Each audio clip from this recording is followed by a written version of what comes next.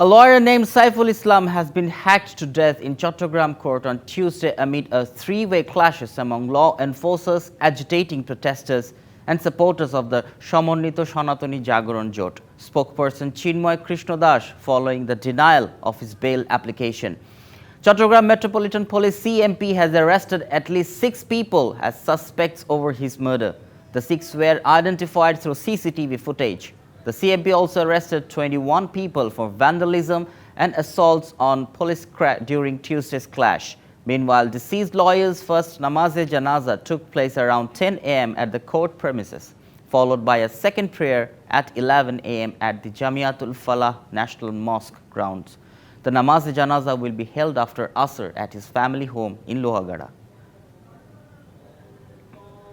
নগদের সর্বোচ্চ বার 167 টাকা রিচার্জে পাবেন 1 লাখ টাকা পুরস্কার। আরও আছে প্রতি সপ্তাহে পুরস্কার ও ক্যাশব্যাক।